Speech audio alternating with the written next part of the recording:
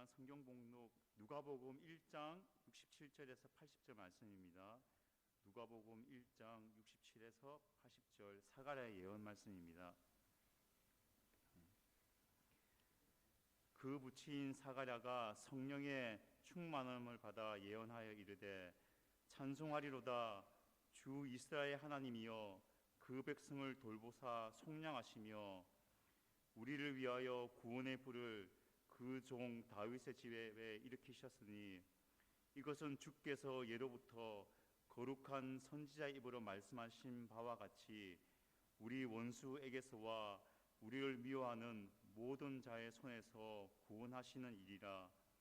우리 조상을 긍휼히 여기시며 그 거룩한 언약을 기억하셨으니 곧 우리 조상 아브라함에게 하신 맹세라. 우리가 원수의 손에서 건지심을 받고 종신토로 주의 앞에서 성결과 의로 두려움이 없이 섬기게 하리라 하셨도다. 이하여 내가 지극히 높으신 이의 선지자라 일컬음을 받고 주 앞에 앞서가서 그 길을 준비하여 주의 백성에게 그 제사함으로 말미암는 구원을 알게 하리니 이는 우리 하나님의 긍휼로 인함이라. 이로써 돋는 해가 위로부터 우리에게 임하여 어둠과 죽음의 그늘에 앉은 자에게 비치고 그 발을 평강의 길로 인도하시리로다 하니라. 아이가 자라며 심령이 강하여지며 이스라엘에게 나타나는 날까지 빈들에 있으리라. 아멘.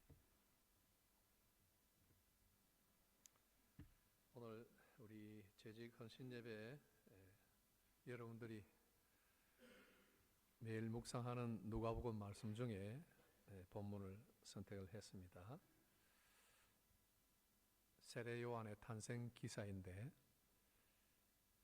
세례 요한의 아버지 사가랴, 어머니 엘리사베스가 둘 다 아론의 후손들입니다. 당연히 사가랴가 제사장의 직무를 수행하니까 아론의 후손이기도 하고, 누가복음에는 엘리사베스만 아론의 지파의 사람이다 하고 소개는 됩니다. 이 사람들이 세상 살면서 하나님 앞에 의인이라고 그랬습니다. 여러분, 세상에 의인은 한 사람도 없다고 그랬죠. 그런데 어떻게 의인이 됩니까? 사실 이건 신학적으로는 법정적인 의미에서 의인이 있습니다. 하나님의 법정에서 의인이 되는 것은 완전한 의인이 되어야 되는 거고, 두 번째로는 경험적 의미에서 의인이 있습니다. 그 사람이 비록 완전 의인은 아니지만 하나님의 율법과 계명들을 준수하느라고 항상 깨어서 회개하고 또 지키고 노력하는 그런 경험적 의인이 있는 것입니다. 하나님 보시기에 그런 의인이라 하는 것을 봅니다. 그들은 여호와의 율법과 계명들을 잘 지켰다, 이렇게 기록이 되어 있죠. 그런데 이 제사장의 한 일원으로서 사실 일평생에 한 번 할까 말까 하는 그런 이제 성소의 직무를 감당하는 날이 이 사가랴에게 떨어졌습니다. 여러분, 많은 제사장들이 있고 제사장들이 여러 부분으로 나눠져 가지고 최종적으로는 제비를 뽑아서 그 직무를 담당하는데, 특별히 성소에 들어가서 분향하는 이 직무는 최종적으로 추첨을 해서 자기 팀에서 한 사람이 들어가기 때문에 추첨을 해서 가는데 일평생 당할까 말까 하는 소중한 일이에요.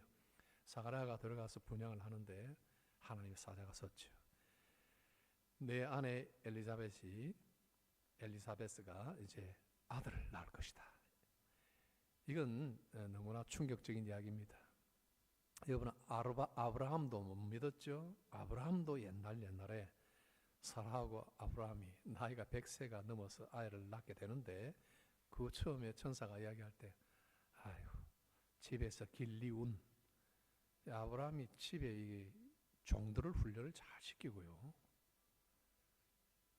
자꾸 이야기가 겉으로 나가면 안 되겠지만은 소돔과 고모라에 그 주변에 살던 5 왕들이 연합해가지고 소돔과 고모라를 쳐 들어와가지고 완전히 초토화시키고 자기 조카 롯을 데려갔을 때 자기하고 아무 상관없는 소돔 고모라인데 롯을 잡아갔기 때문에 그 왕들의 뒤를 쫓아갔다고 그랬습니다. 누구하고요?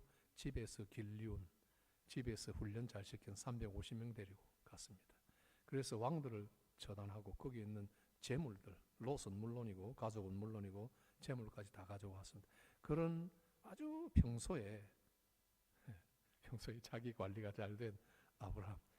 어쨌든 아브라함에게 하나님께서 사자를 보내서 아들 준다 했을 때 아브라함이 믿었습니까? 아유, 집에서 잘 기를 넣어놓은 우리 종들 중에 특별히 내 아들로 생각하는 엘리에셀이 있는데 요건 말이죠. 아니다. 내게서 나는 씨다. 사라도 못 믿었죠. 그러니까 내가 누구냐? 나는 하나님의 좋은 소식을 전해주는 가브리엘이다. 네가 내 말을 못 믿으니까 이 일이 이루어질 때까지 너는 말을 못하고 입이 벙어리가 될 것이다. 그랬습니다. 결국 이 일이 이루어졌습니다.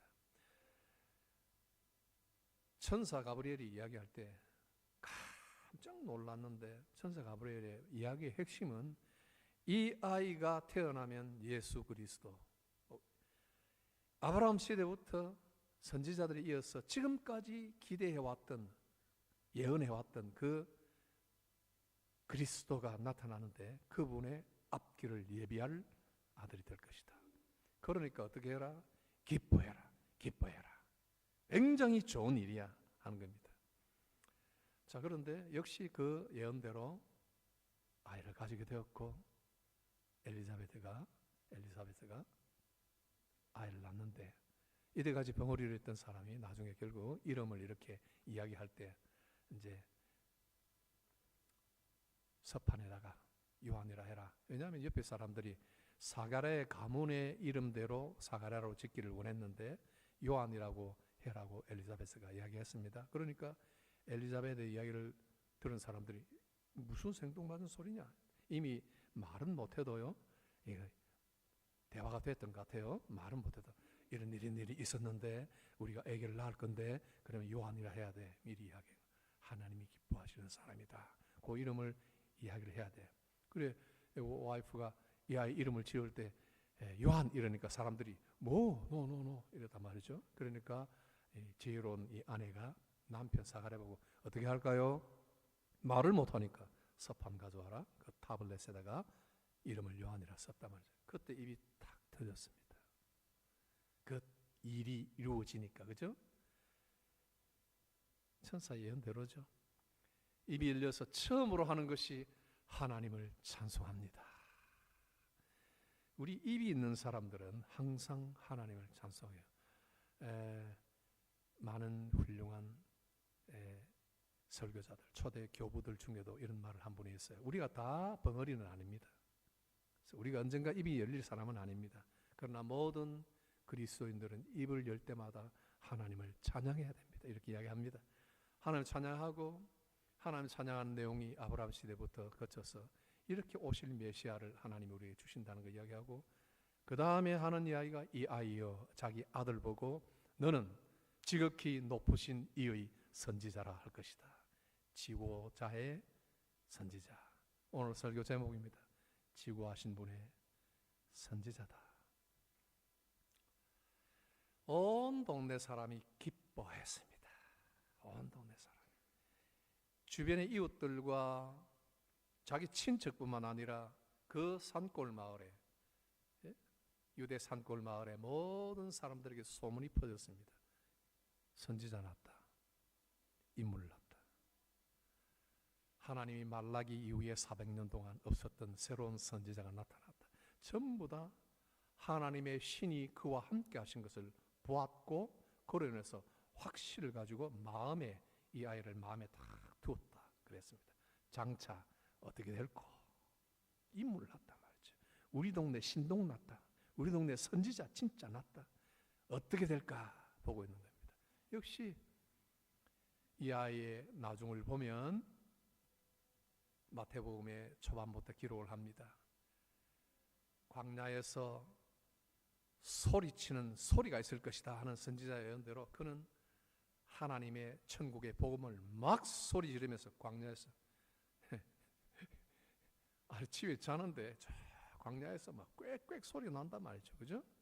그 주변에 집이 있던 사람들이 뭐 농사를 짓고 양을 치는데 저 광야에서 그냥 소리를 치는 소리가 있다. 그 소리가 들리더니 요단강으로 넘어와서 요단강에서 이야기를 한 겁니다. 회개하라. 천국이 가까웠다. 곧 메시아가 오신다. 하고 회개의 복음을 선포합니다.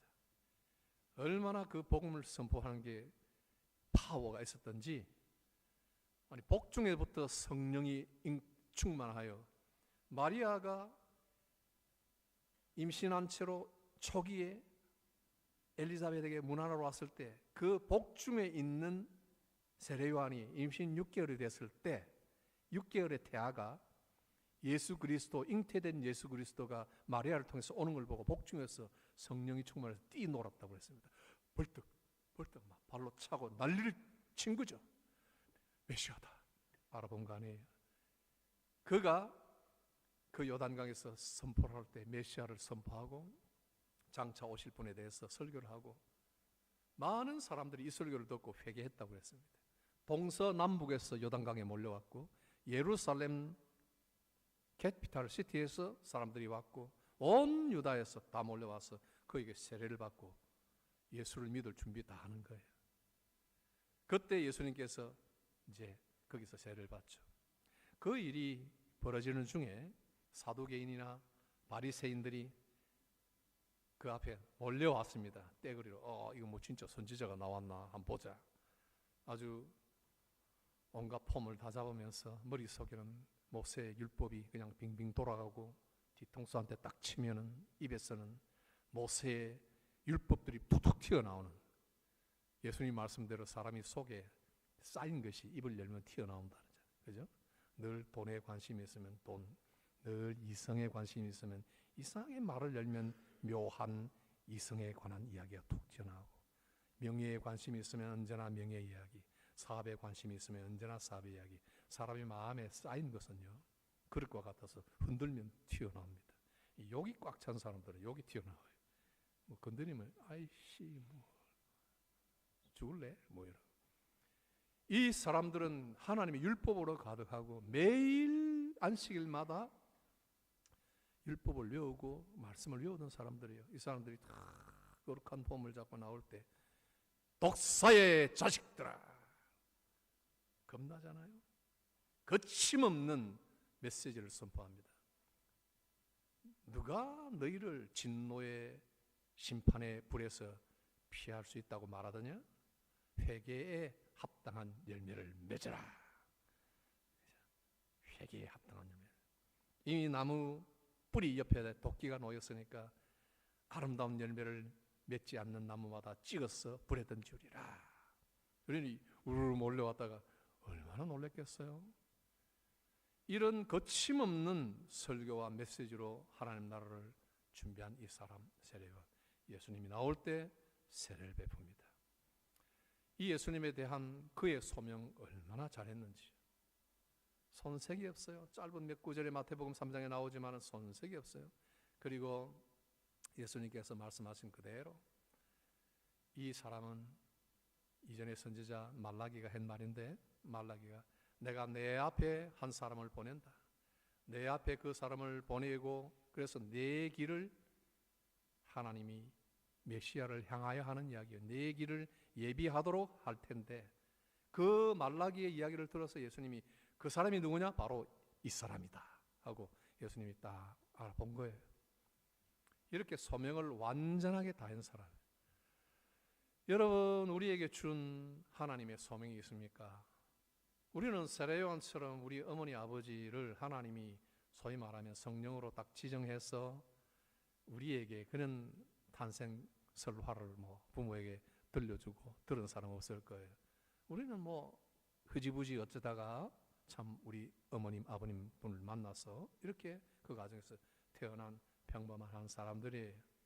그러나 하나님께서 똑같이 우리를 지정하여 부르십니다. 그 일이 어떠하든지 무슨 큰 일이든지 작은 일이든지. 여러분, 제가 이 말씀을 통해서 보려고 하는 내용은 여기가 끝이 아니라 세례 요한의 삶의 성장 과정과 결말입니다. 그는 그의 소명을 충분히 감당했습니다마는 그의 모든 삶 전체와 결말, 마지막 엔딩까지 다 들어보면은 이 사람이 우리와 얼마나 가까운지를 볼 수 있어요. 오늘 읽은 이 누가복음 본문의 말씀의 마지막 절이 80절인데 거기를 보면 이 아이가 자라나는데 아이가 자라며 강건하여지고 그러면서 어떻게 한다고 그랬어요? 다시 이스라엘 앞에 나타날 때까지 빈들에 가니라. 좋은 유치원에 가야죠.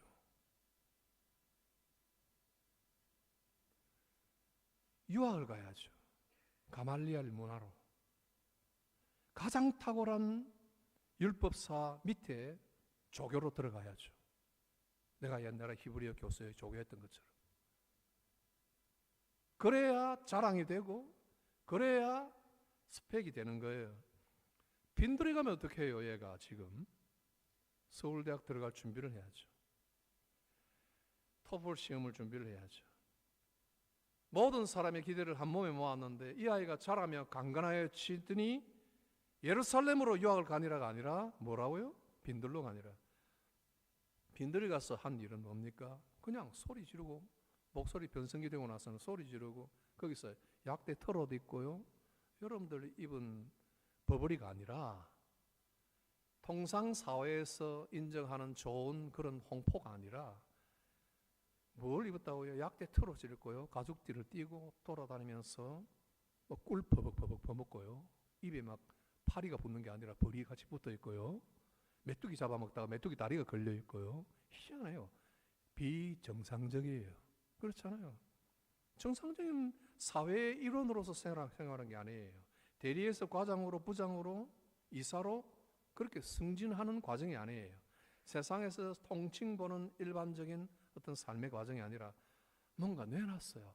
부모들이 혼자 광야에 가 있는 아이 생각하면 어떻게 돼요? 이거 걱정 안 되겠어요? 뭐지?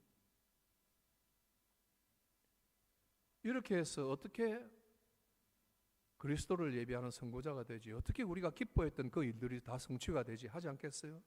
모세가 궁중에서 자라나서 40살이 됐을 때는 그래도 내가 뭐 할만하다 생각했습니다. 이 정도의 파워와 학식과 검수를 가지고 충분히 내가 뭐 할만하다 생각했어요. 그러는데 동족을 사랑하는 마음으로 싹 나갔다가 누군가 이 로마인이 괴롭힘을 보고 로마인을 쳐 죽였다고 그랬어요. 선방을 하는 게 아니라 죽여서 묻어버렸어요. 뭔가 할만하다 했을 때 하나님이 모세를 쓰셨나요? 아니에요. 거기서 다음날 그 죽은 것이 들통이 나고 오히려 자기 민족들에게 네가 우리 심판관이냐 하는 소리 듣다가 어제 그 로마 사람 죽인 것처럼 노 우리도 죽일래? 이렇게 했을 때 큰일 났다 하고 도망갔잖아요. 그리고 40년 80살이 됐을 때 하나님이 이제 새로 부르셨습니다. 그때 모세가 뭐라고 했나요? 안 됩니다. 못 갑니다. 지팡이 하나 가지고 뭐 합니까? 그러잖아요. 하나님께서 세례 요한을 이렇게 쓸 때 모든 사람들이 걱정했을 거예요. 아니었구나. 그때 가브리엘을 만난 것은 뭔가 착오가 있었구나 하지 않았겠어요. 그러나 그는 그의 소임을 다했고 그의 소명을 전부 다했습니다. 마지막 결말은 어떻게 됐습니까? 헤롯에게 덤비다가 잡혔잖아요. 헤롯이 그 당시에 거기에 황제예요. 분봉왕이라고 그랬는데 거기에 유대를 다스리는 황제가 자기 동생 빌립의 아내를 너무 예뻤나 봐. 취해가지고 아내로 삼으려고 했을 때 그게 눈에 걸려가지고 그러면 안 됩니다 했단 말입니다. 그랬더니 헤롯의 눈에 벗어났어요. 뭐가?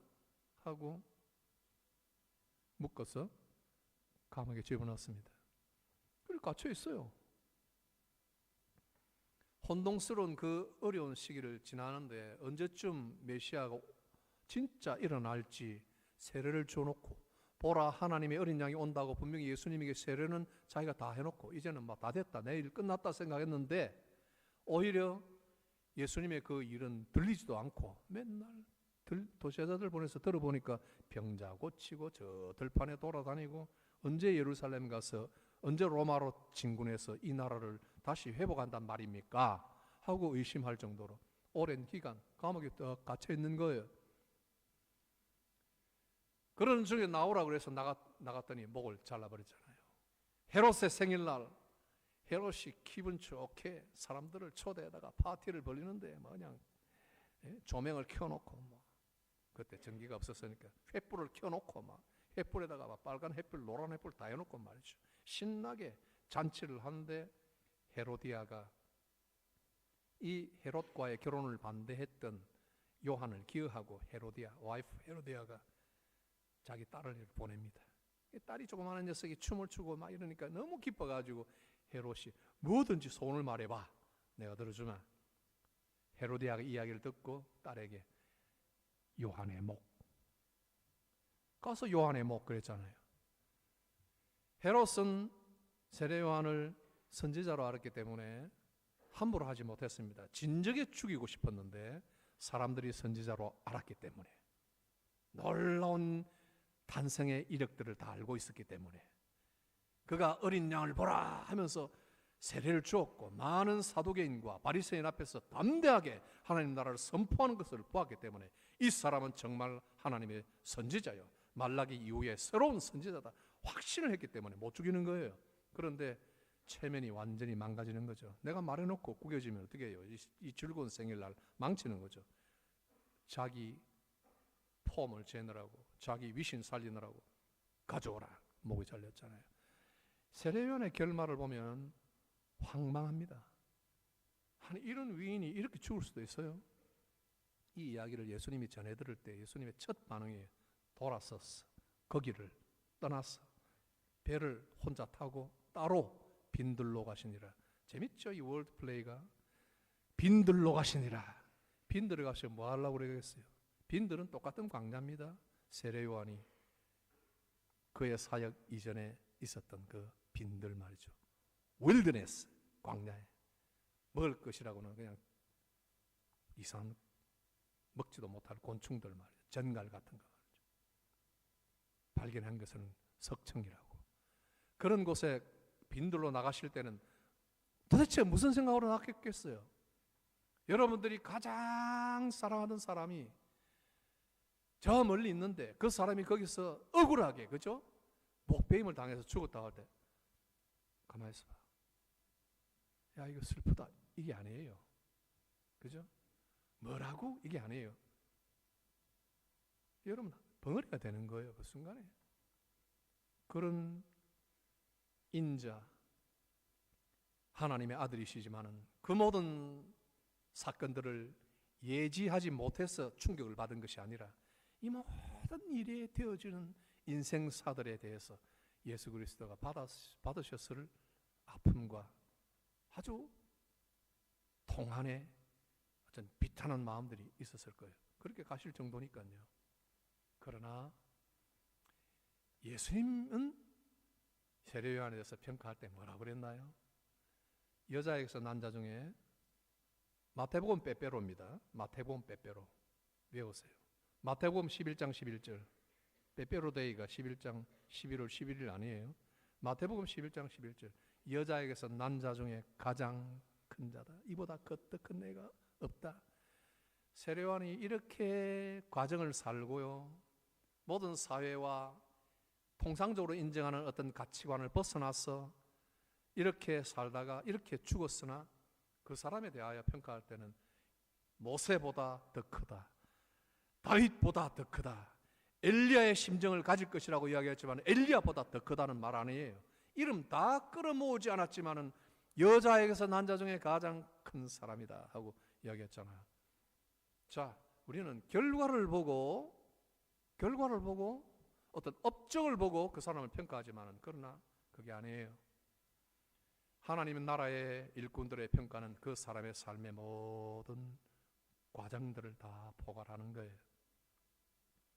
스펙을 보고 인물을 보고 외모를 보고 가문을 보고 또 재력을 보고 학력을 나와봅니다.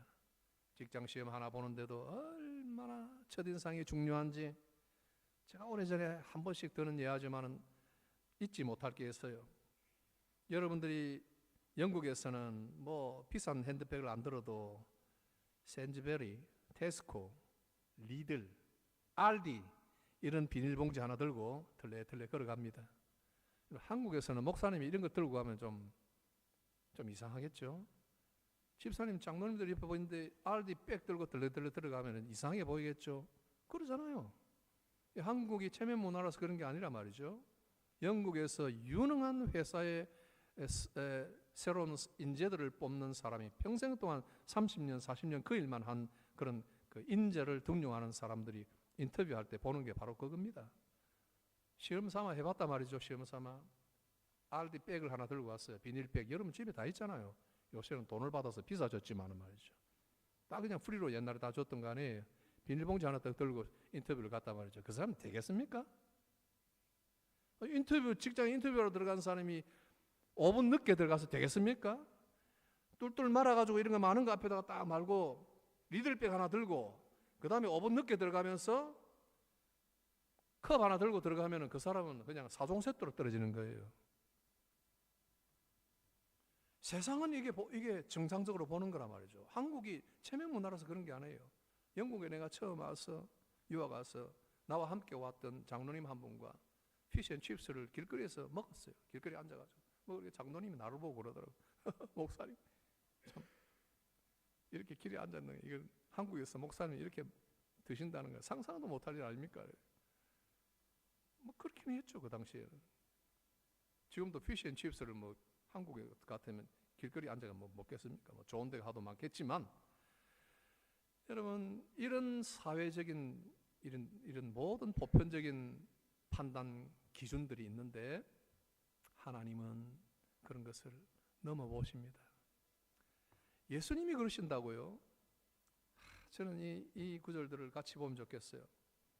사가랴가 뭐라고 그럽니까? 입이 다 열려서 67절 오늘 우리 본문에 성령의 충만을 받아 예언을 하는데 주 이스라엘의 하나님이여 그 백성을 돌보사 속량하시며 우리를 위하여 구원의 뿔을 그 종 다윗의 집에서 일으키셨도다. 그가 뭘 합니까? 우리 원수에게서와 우리를 미워하는 모든 자의 손에서 구원하시는 일이라. 그가 어떻게 합니까? 74절 우리가 원수의 손에서 건지심을 받고 종신토록 주의 앞에서 성결과 의로 두려움이 없이 섬기게 하리라 하셨도다. 그분이 어떤 분이라고 그랬어요? 그분이 구원의 뿔이라고 그랬고요. 그분이 또한 뭐라고 그랬습니까? 보입니까? 79절 어둠과 죽음의 그늘에 앉은 자에게 비추고 우리 발을 평강의 길로 인도하시는 어떤 분이라? 78절 돋는 해라 그랬습니다. 잘 보십시오 여러분. 예수님에 대한 예언이에요. 예수님은 돋는 해요. 구원의 뿔입니다. 그가 이렇게 화려하게 어둠과 죽음의 그늘에서 건져서 밝은 곳으로 인도하실 분이다. 그는 정말 우리에게 긍휼을 베푸셔서 정신토록 주 옆에서 성결과 의로 두려움 없이 섬기게 하실 분이다. 우리를 미워하는 모든 자의 손에서 구원하신 일이라. 예수님이 어떻게 하셨습니까? How? 질문을 던져보십시오. 예수님이 어떻게 일을 이루셨나요? 예수님이 이 일을 실패하셨나요? 성공하셨습니다. 그런데 어떻게 하셨나요? 과정을 보세요. 과정. 예수님은 원수에게서 미워하는 자의 손에 붙들려 죽으심으로 예수님이 친히 어둠과 죽음의 그늘 아래 내려가심으로 그 일을 이루신 거예요. 사람은 항상 결과만 보고 할렐루야를 외치지만 그런 과정을 다 간과를 합니다. 오늘 우리가 그런 과정 속에 있어요. 하나님께서 여러분들 빈들로 데려가시고 이상하게 그때 딱 막으셔가지고 내가 가고 싶었던 그 찬란한 길을 못 가게 하셔서 두고 나는 실패자다 하는 생각을 갖게 하시고, 그렇죠?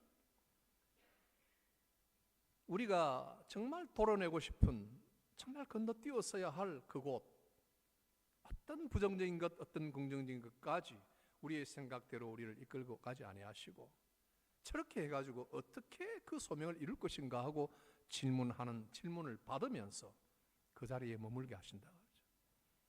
지난 밤에 우리 하나님께서 저에게 한 가지 꿈을 꾸셔서 딱 기억나게 하셨는데, 여기 한 사람 중에 우리 성도들 중에 한 사람이 눈병이 걸려 있었어요.